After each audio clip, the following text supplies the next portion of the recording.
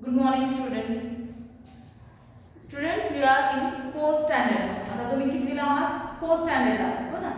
पण last year तुम्ही third स्टँडर्डला होता, त्याआधी सेकंड, मग फर्स्ट आणि त्याआधी पण तुम्ही कुठे होता? Pre primary. म्हणजे आता तुम्ही काय झाला की आता थोडे मोठे झालात. आता नेक्स्ट स्टँडर्डला तुम्ही जाता.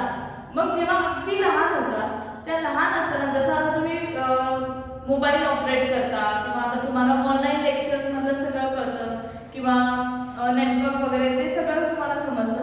पण जेव्हा अगदी तुम्ही लहान होता म्हणजे प्री प्रायमरी किंवा त्यापेक्षा लहान, त्यावेळेस तुम्ही या सगळ्या गोष्टी करू शकला असतात का?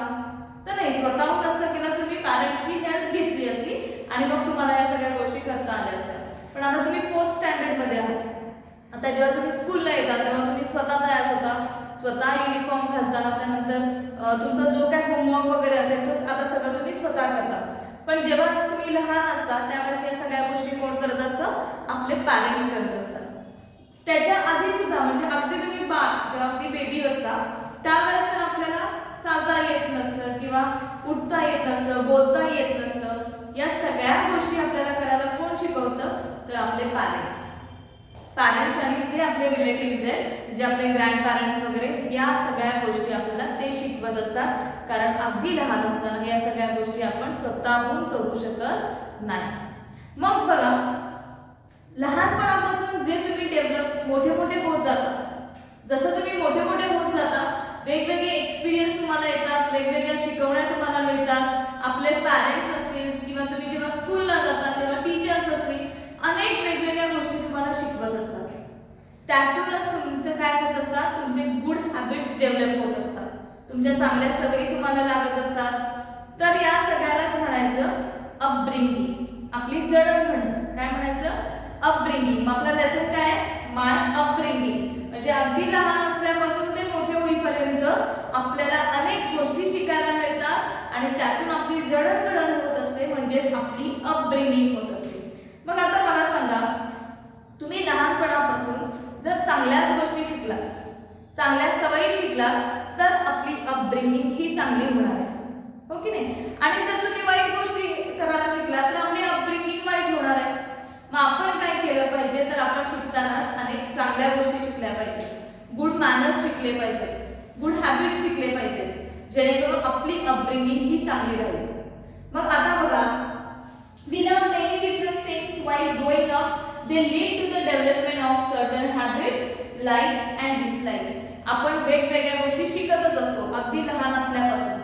मग तुम्ही ज्या गोष्टी शिकता त्याच्यावर तुमच्या आवडी असतील किंवा तुमचे छंद असतील किंवा तुमची आवड असेल, ही ठरत असते, ही डेव्हलप होत असते, हो की नाही? Our loved ones try too hard to see that we develop good things or good habits.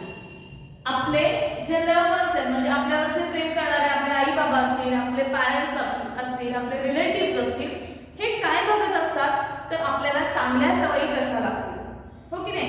एखाद्या वेळेस तुम्ही काय करता, नकळत एखादी चुकीची गोष्ट करता, तर त्याच वेळेस आपल्याला पॅरेंट्स ओरडतात की हे चुकीचे, असं परत करायचं नाही. किंवा स्कूलमध्ये एखादी तुम्ही चूक करता तर त्यावेळेस टीचर्स तुम्हाला ओरडतात की हे परत चूक अशी करायची नाही. ती गोष्ट चुकीची आहे हे आपले मोठे आपल्याला समजून देत असतात. मग आपण काय केलं पाहिजे? जी गोष्ट चुकीची आहे ती त्याच वेळेस थांबवली पाहिजे. आपण नेक्स्ट टाइम ते नाही केलं तर आपल्याला आपोआपच चांगल्या सवयी लागतात. आता हे आपण बघितलं आपल्या चांगल्या सवयी किंवा आपलं अपब्रिंगिंग कसं असतं. तुम्ही जर बघितलात तर ॲनिमल्सना सुद्धा अगदी लहान असल्यापासून ते मोठे होईपर्यंत त्यांना सुद्धा वेगवेगळ्या हॅबिट्स म्हणजे चांगल्या सवयी लावून घ्याव्या लागतात. कारण त्यांना सुद्धा काय करायचं असतं? शिकार करायची असते. मग शिकार करणं हे अगदी जन्मता शिकेल का एखादा ॲनिमल? तर नाही, त्यांना सुद्धा जसं आपले आई वडील आपल्याला शिकवत असतात तसं ॲनिमल्स मध्ये सुद्धा त्यांचं अपब्रिंगिंग सुद्धा होत असतं. मग आता तुम्हाला मी इथे छोटी स्टोरी सांगणार आहे. हाऊ डज अ लायन कब लर्न हाऊ टू हंट? म्हणजे लायनचं जे कब असतं, पिल्लू असतं, ते कसं हंटिंग म्हणजे शिकार करायला कसं शिकतं बघा. A lion cub is not able to hunt as soon as it is born. बघा, तो जन्मता लगेच शिकारीला जाईल का? तर नाही, त्यावेळेस त्याला शिकार येत नसतं. It is taught how to hunt by its mother and other lionesses in the pride. त्यांचं जे प्राईड असतं त्यातल्या त्यांची मदर म्हणजे त्यांची आई किंवा इतर लायनेसेस त्यांना काय करतात तर हंटिंग करायला हळूहळू शिकवत असतात. These cubs are quite helpless for about the first 2 weeks. पहिले 2 आठवडे ते काहीही करू शकत नाहीत. हेल्पलेस म्हणजे काय अगदी छोटे असतात ते स्वतःहून काही करू शकत नाहीत. They do not even open their eyes. त्यांचे डोळे सुद्धा उघडलेले नसतात. Therefore, their mother keeps them hidden away from others. आता डोळे सुद्धा उघडलेले नसतात. जरी ते लायनचं कब असलं तरी जेव्हा ते छोटं बेबी आहे त्यावेळेस त्याला इतर ॲनिमल्स पासून भीती असते कारण त्याचे डोळे उघडलेले नसतात. त्यामुळे कोणीही त्याच्यावर अटॅक करू शकतं. त्यामुळे त्यांची जी मदर आहे जी लायनेस आहे ती काय करते तर बाकीच्या ॲनिमल्स पासून त्याला लपवून ठेवते. बघा, when the cubs are about 8 weeks of age they are introduced to the other members of the pride. जेव्हा ते 8 वीक्स चे होतात म्हणजे जवळपास 2 मंथ्स 8 वीक्स म्हणजे जेव्हा 8 वीक्स चे ते होतात त्यावेळेस त्यांच्या प्राईड मध्ये म्हणजे त्यांचा जो घोळका असतो त्यांच्यातल्या इतर मेंबर्सची त्यांची ओळख होते. A cub is pampered by all of them until it is 3 months old. जोपर्यंत कप 3 मंथ्स आहे 3 महिन्याचं होत नाही तोपर्यंत त्याला पॅम्पर केलं जातं म्हणजे सगळ्यांकडून त्याचे लाड होतात. Then it begins to learn how to hunt. It takes 2 to 3 years for a cub to become adept at hunting. त्याला किती वेळ लागतो तर त्याला 2 to 3 years एका कबला शिकार करायला शिकण्यासाठी 2 to 3 म्हणजे 2 ते 3 वर्ष लागतात. 2 ते 3 वर्षानंतर तो शिकार करू शकतो. तोपर्यंत काय करतात त्याचे जे प्राईड मधले जे लायनेसेस असतील या त्याला काय करतात छान त्याचं कौतुक वगैरे लहान असताना करतात आणि त्याच्यानंतर 3 मंथ्स नंतर 3 महिन्यानंतर त्याला हंटिंग शिकवलं जातं. शिकार करायला शिकवली जाते आणि 2 ते 3 वर्षानंतर तो शिकार करू शकतो. म्हणजे बघा आपण जसं बघितलं की आपल्यामध्ये आपलं अपब्रिंगिंग आपले पॅरेंट्स करत असतात तसंच ॲनिमल्स मध्ये सुद्धा त्यांचे पॅरेंट्स हे त्यांचं अपब्रिंगिंग कसं चांगलं होईल हे बघत असतात. बघा, हाली रघुनाथ बरफ अँड समीप अनिल पंडित ही नावं जर तुम्ही ऐकली असतील. बघा, हाली रघुनाथ बरफ अँड समीप अनिल पंडित. आता ही कोण होते बघा. हाली is a girl from Shahapur taluka in Thane district. Thane district मधील शहापूर तालुक्यातील हाली बरफ तिने काय केलं होतं तर तिची मोठ्या बहिणीला काय केलं होतं लेपर्डने अटॅक केलं होतं. तर तिने हाली बरफने लहान असताना सुद्धा आपल्या मोठ्या बहिणीला त्या लेपर्ड पासून रेस्क्यू केलं होतं म्हणजे वाचवलं होतं. त्यानंतर बघा, Samip rescue buffaloes tied in a cow shed from a fire. समीपने काय केलं होतं जे बफेलोज काऊ शेड मध्ये आपण बांधतो त्या बफेलोज त्या काऊ शेडला आग लागली होती. त्या आगीत बफेलोज बांधलेले असतात त्यामुळे त्या स्वतःहून पळू शकत नाही. समीपने काय केलं त्या बफेलोजला आग लागलेल्या काऊ शेड मधून रेस्क्यू केले. मग असं स्वतःच्या जीवावर उदार होऊन दुसऱ्यांना मदत केल्यामुळे किंवा शूरता दाखवल्यामुळे त्यांना आपला खूप मोठा अवॉर्ड आहे तो अवॉर्ड आहे नॅशनल ब्रेव्हरी अवॉर्ड. नॅशनल ब्रेव्हरी अवॉर्ड या दोघांना मिळाला. कधी मिळाला तर 2013 मध्ये. कोणाच्या हातून मिळाला तर प्राईम मिनिस्टर आपले जे इंडियाचे प्राईम मिनिस्टर 2013 मध्ये होते त्या प्राईम मिनिस्टरच्या हस्ते त्यांचा सत्कार करण्यात आला. कारण त्यांनी काय केलं होतं स्वतःचा जीव धोक्यात घालून दुसऱ्यांची मदत केली होती. आता हे अपब्रिंगिंग वरच आपलं डिपेंड आहे हो की नाही. आपण एखाद्याला मदत करणे एखाद्यासाठी चांगलं काहीतरी गोष्ट करणे ही आपली अपब्रिंगिंग जेव्हा चांगली होते तेव्हा या चांगल्या सवयी आपल्याला लागतात. बघा, त्यानंतर Baba Amte spend his entire life in social service. तुम्ही बाबा आमटेंचं सुद्धा नाव ऐकलेलं आहे. बाबा आमटेंनी काय केलं तर आपलं संपूर्ण लाईफ हे सोशल सर्व्हिस म्हणजे समाज सेवा करण्यासाठी घालवलं.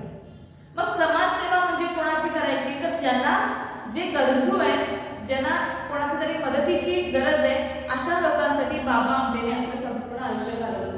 ते स्वतः डॉक्टर होते. त्यांनी काय केलं, आदिवासी पाड्यामध्ये जाऊन ते राहत होते आणि तिथल्या लोकांना लेप्रसी असेल, लेप्रसी म्हणजे कुष्ठरोग असेल किंवा हँडिकॅप लोक असतील ज्याला कोणी जवळही करत नव्हतं लेप्रसीमुळे, तर अशा लोकांसाठी बाबा आमटेंनी काय केलं, अशा लोकांसाठी काम केलं.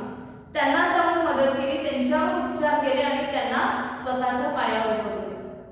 मग बाबा आमटेंच्या ज्या मिसेस होत्या साधनाताई, त्यांनी सुद्धा त्यांना खूप मदत केली आणि त्यांची नेक्स्ट जनरेशन म्हणजे त्यांची मुलं आणि नातवंड सुद्धा आता या सोशल सर्व्हिस मध्येच कार्यरत आहेत. म्हणजे त्यांनी त्यांची आपल्या मुलांची सुद्धा अपब्रिंगिंग करताना त्यांना सुद्धा हेच संस्कार दिले की आपण समाजसेवा केली पाहिजे.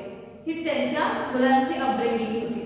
बघा, everything that we learn is not taught to us by somebody. आपण जे काही करतो हे प्रत्येक वेळी समोरच्याने शिकवलंच पाहिजे असं नाही. काही गोष्टी असतील, म्हणजे आता मी जसं सांगितलं तुम्हाला की खायचं कसं किंवा ब्रश वगैरे कसं करायचं, हे लहानपणी आपल्या आईवडिलांनी शिकवलंय, कारण त्यावेळेस आपल्याला समजत नसतं. त्यामुळे काही गोष्टी ह्यासाठी शिकवलेल्या असतात, पण काही गोष्टी ह्या आपण नकळत शिकत असतो. बघा, तुम्ही जेव्हा स्कूलमध्ये येता तेव्हा स्कूलमध्ये तुमचे फ्रेंड्स वगैरे तुम्हाला भेटतात. मग ते फ्रेंड्सचे इव्हन ते चालतात कसे, ते बोलतात कसे, ते अभ्यास कसं करतात, या सगळ्या गोष्टी आपण ऑब्झर्व करत असतो. काय करत असतो? ऑब्झर्व करत असतो किंवा आपल्या कोणत्या तरी गोष्टी आपण एक्सपोज करत असतो. मग या ऑब्झर्वेशन आणि एक्सपोजर मधूनच आपण नवीन नवीन गोष्टी शिकत असतो. मग बघा, कोणाचं हँडरायटिंग चांगलं असेल किंवा कोणाचं ड्रॉइंग चांगलं असेल तर आपण त्याच्याकडून बघून नवीन नवीन गोष्टी शिकत असतो. किंवा तो एखादा मुलगा छान मॅनर्सने बोलत असेल तर आपणही त्याच्यासारखं बोलायचा प्रयत्न करतो. एखाद्या आपल्या फ्रेंडला चांगली सवय असेल तर नकळत आपण त्यांचं ऑब्झर्वेशन करून त्या गोष्टी शिकत असतो. हे कोणी शिकवत नाही आपल्याला, आपण हे नकळत शिकत असतो. ऑब्झर्वेशन मधून, निरीक्षणातून आपण शिकत असतो, हो की नाही? किंवा तुम्ही चालताय, तुम्हाला चालताना पायाला ठेच लागली, एखादा दगड आला, त्या दगडावर तुमचा पाय आपटला गेला. नेक्स्ट टाइम तुम्ही काय करणार आहात? सेम तसंच करणार आहात का? आपटू देणार आहात का पाय? तर नाही.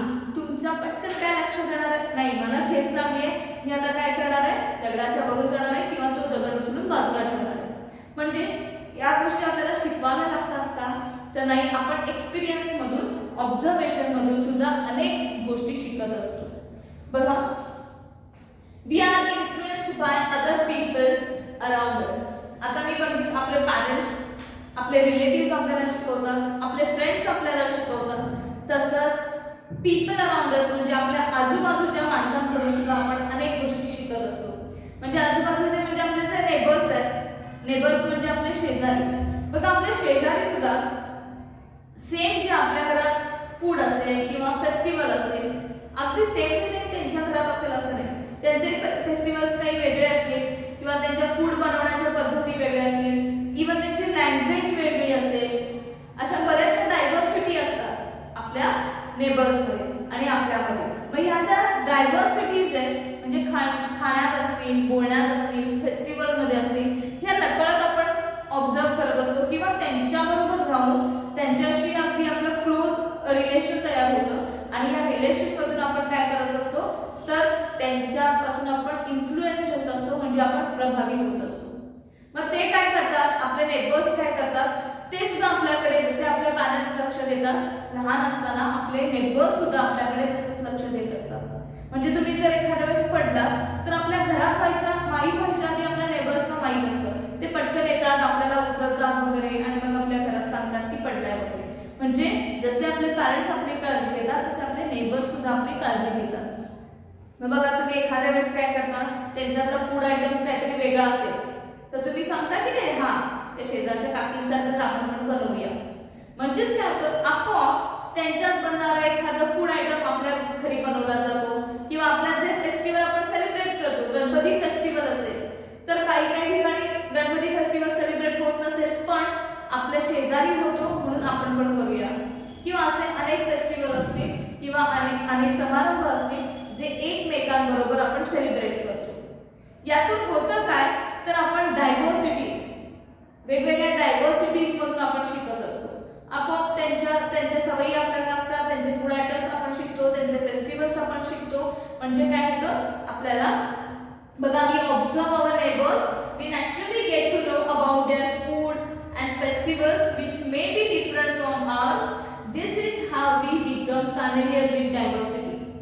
या ज्या डायव्हर्सिटी जरी असल्या, विविधता असल्या तरी त्या अगदी नकळत आपण त्याच्याशी फॅमिलियर होऊन जातो. म्हणजे त्या डायव्हर्सिटी सुद्धा आपण एक्सेप्ट करतो आणि आपल्यामध्ये जे वेगळे आहेत ते आपले नेबर्स एक्सेप्ट करतात आणि आपण काय होतो, अगदी फ्रेंडली आपलं रिलेशन होतं. बघा इथे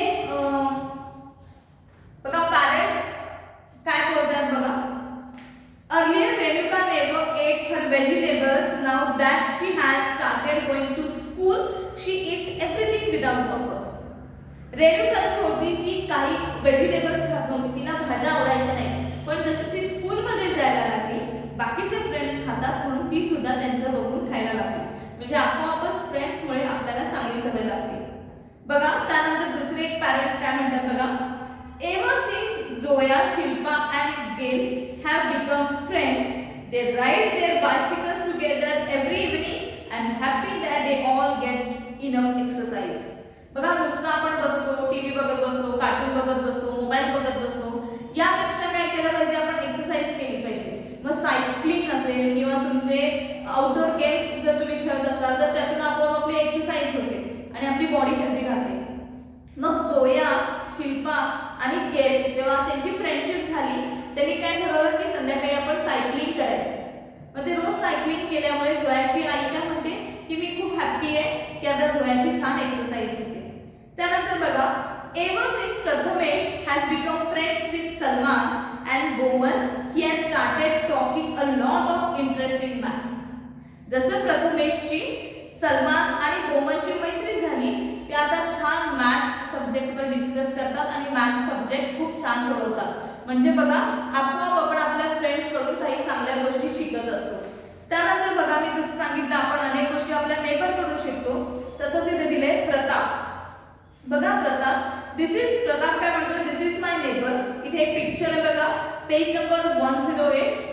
प्रताप काय म्हणतोय, दिस इज माय नेबर. हे आमचे शेजारी आहेत. He likes to go for walks every morning. I call him आजोबा. Sometimes I go to the hill with him. प्रतापच्या शेजारी आजोबा राहतात, ते रोज सकाळी फिरायला जातात. मग प्रताप काय म्हणतो, म्हणजे फिरणं ही सुद्धा एक एक्सरसाइज आहे. मग प्रताप पण त्यांच्या बरोबर कधी कधी हिलवर म्हणजे डोंगर टेकडीवर वगैरे असं चालायला जातो. त्यानंतर हिना काय म्हणते बघा, this is my neighbour. She is very old. Even then, she sweeps her front yard every day without fail. She does her own work herself. Because of her, I realize that we all must be self-reliant. बघा तिची जी neighbour आहेत त्या आजी खूप old आहेत. त्या old जरी असल्या तरी त्यांचे जे समोरचं अंगण आहे त्या स्वतः झाडतात. म्हणजे जरी त्या वयस्कर असल्या तरी त्या स्वतःहून काम करतात. त्यामुळे हिनाला आपोआपच कशाची सवय लागली, तर सेल्फ रिलियंट म्हणजे स्वावलंबी होण्याची तिला सवय लागली. जर आजी स्वतःचं काम स्वतः करत असेल तर आपणही अनेक कामं आपण स्वतःहून करायला पाहिजे. त्यानंतर सुप्रिया म्हणजे didi living next to us loves to read. She often gives me nice story books to read. जी सुप्रिया आहे तिच्या शेजारी एक दीदी राहते. त्या दीदीला खूप वाचनाची आवड आहे, स्टोरी बुक्स वगैरे वाचण्याची आवड आहे. आपोआपच सुप्रियाला दीदीमुळे वाचनाची सवय लागते. बघा काही Pratap, Hina and Supriya, have you learn anything from your neighbours? Right in your notebook. बघा नेबर्स कडून आपण अनेक गोष्टी शिकत असतो. जसं प्रताप, सुप्रिया आणि हिना शिकली, तसंच तुम्ही जर काही आपल्या नेबर्स कडून शिकला असाल तर तुम्ही